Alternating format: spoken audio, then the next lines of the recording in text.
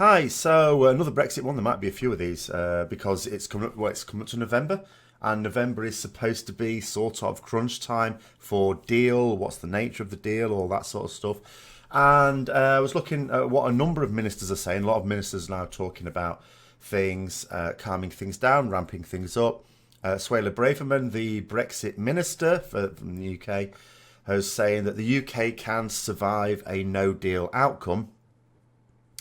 Of course it can't. Now, I know that some of what the ministers will be saying is just to calm things down, particularly on the economic front.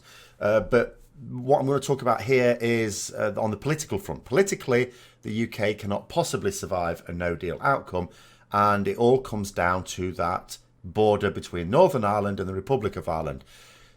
And these are the following scenarios, because ultimately, and Theresa May herself, the Prime Minister, said a few weeks ago, that were there a hard border, that would be a breach of the Good Friday Agreement. And it's not even like people can say, okay, well, we've had peace for a little while now. People really like peace. Of course, people really like peace in their own lands. There would be the political will to come to some other accord were that to happen. We know that's not true. The parties in Northern Ireland are massively divided.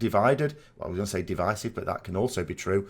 They effectively exist because of their relative position between whether Ireland should be unified as part of just the whole Republic of Ireland being one mass there, or being part of Britain.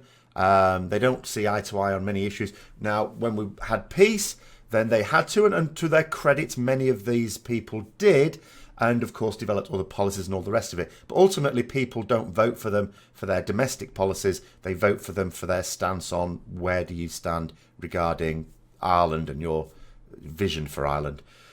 And we can even see at the moment, I mean, Stormont is still effectively, I think, locked there because of a bit of a blow-up that happened a while ago.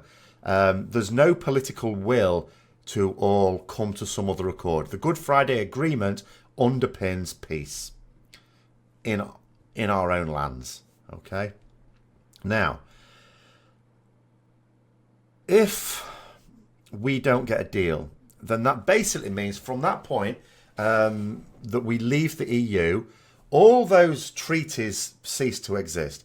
That means there cannot be free movement of goods or people between Northern Ireland and the Republic of Ireland, between a part of the United Kingdom and a part of the EU.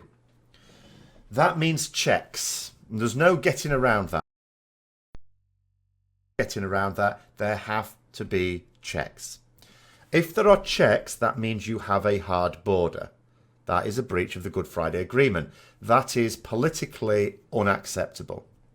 So then you look at another situation. So then you look at the situation where we say, okay, let's accept the free movement of goods.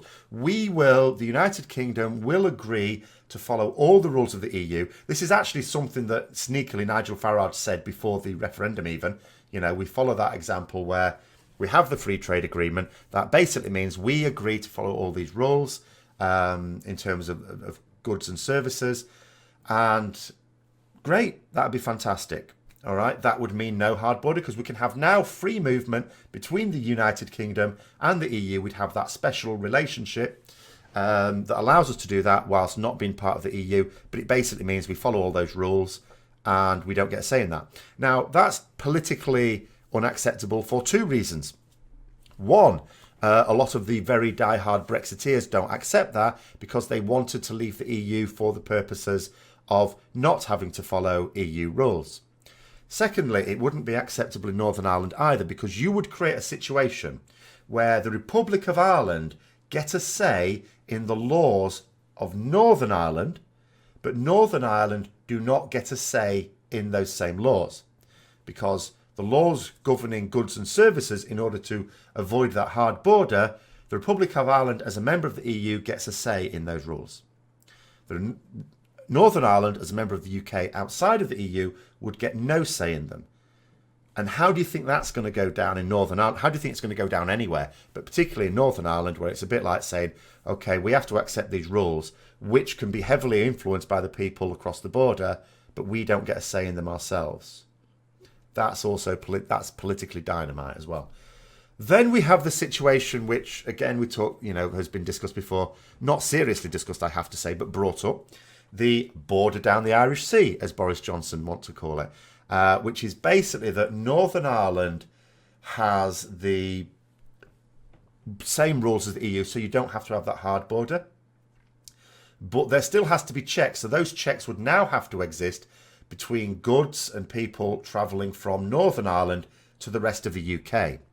So now what you do is you create a border, a hard border within the UK. That means you don't even have free movement within the UK.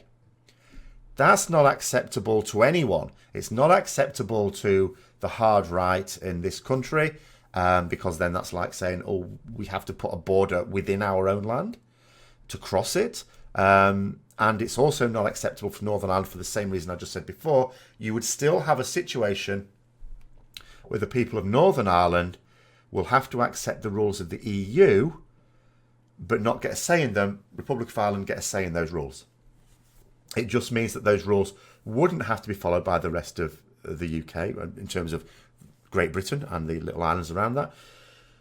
But then you create a situation as well, an added difficulty, because Scotland, of course, didn't vote as a whole, as a nation, didn't vote for Brexit. And of course, a lot of the politicians in all these places, most politicians in England, Wales, Northern Ireland and Scotland didn't want Brexit.